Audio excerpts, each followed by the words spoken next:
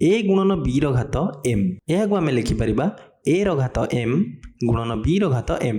एबे पिला माने ए गुणन बी रो घात 1 विभक्त एम समान ए रो घात 1 विभक्त एम गुणन बी रो घात 1 विभक्त एम।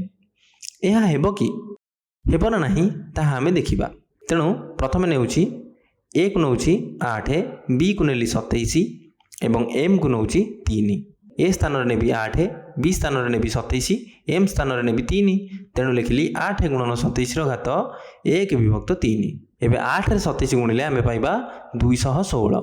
तेणु 216 रो घात 1 विभक्त 3। एठारे 216 रो मौलिक गुणनीयक निर्णय कली देख 2 3 थर आसुची 3 भी 3 थर आसुची। तेणु मैं लिखिबी 2 रो घात 3 गुणन 3 रो घात 3 एवं उभयंकर घात 1 विभक्त 3। 2 रो घात 3 गुणन 3 रो घात 3 यह आम लिखिपर 2 गुणन 3 उभय घात 3 एवं 1 विभक्त 3 थिला घात। तेणु ए संख्याटी घात 1 विभक्त 3। एबे देख 2टी घात रहिला 3 एवं 1 विभक्त 3 ए 2टी घात को आम गुणीदबा। एबे 2 रे 3 गुणिले 6 तेणु 6 रो घात 3 ए घात 2टी को गुणीदेवी। तेणु 3 गुणन 1 विभक्त 3। तेणु 2 रे 3 गुणिकी मैं लिखिली 6 रो घात 3 गुणन 1 विभक्त 3। 3 रे 3 कटिଯିବ तेणु रहिला 6 रो घात 1। 6 रो घात 1 केते 6। आमे बाम पार्श्वर मूल्य पाइले 6। एबे डाहाण पार्श्वर ए बी एवं एम रो मूल्य 8 27 3 नहीं कि देखिबा। डाहाण पार्श्वर अछि ए रो घात 1 विभक्त एम गुणन बी रो घात 1 विभक्त एम।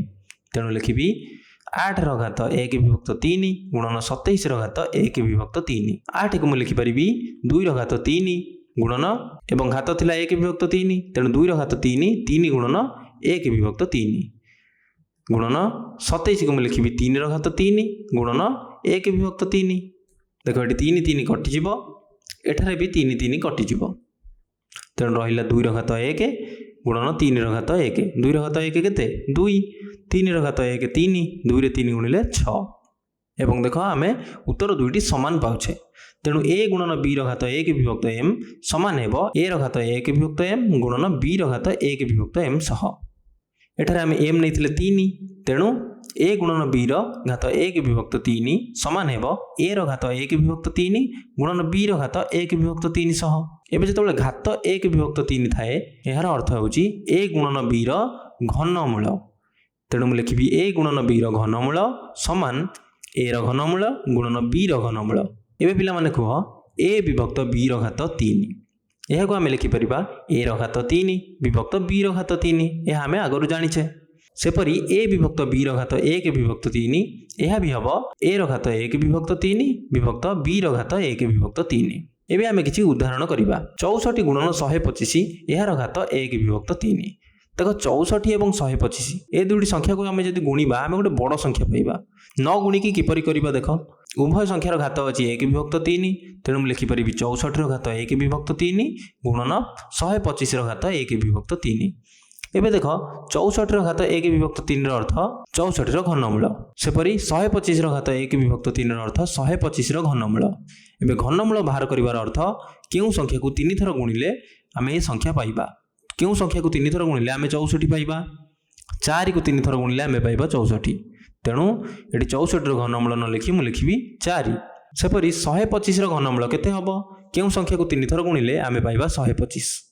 5 5 रे 5 गुणिले 25 25 रे 5 गुणिले 125 तेणु लिखिबी 5। एबे 4 रे 5 गुणिबा केते पाइबा 20। आ गोटे उदाहरण नबा 9 विभक्त 4 घात 3 यह को आम लिखिपर 9 घात 3 विभक्त 4 घात 3। एबे 9 घात 3 केते 9 को 3 थर गुणिबा 9 को 3 थर गुणिले आम पाइबा 729 विभक्त 4 को 3 थर गुणिबा पाइबा 64।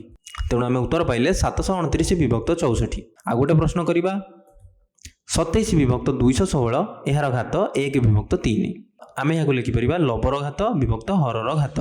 तेणु मुझे लिखी 27 घात 1 विभक्त 3 विभक्त 216 घात 1 विभक्त 3। एवं 27 घात 1 विभक्त 3 यार अर्थ 27 घनमूल। 27 घनमूल अर्थ केउ संख्या को 3 थर गुणिले आम पाइबा 27 केउ संख्या 3 3 रे 3 गुणिले 9 9 रे 3 गुणिले 27 तेणु एठारे मुझे लिखी लबरे 3 विभक्त 216 घात 1 विभक्त 3 अर्थ 216 घनमूल।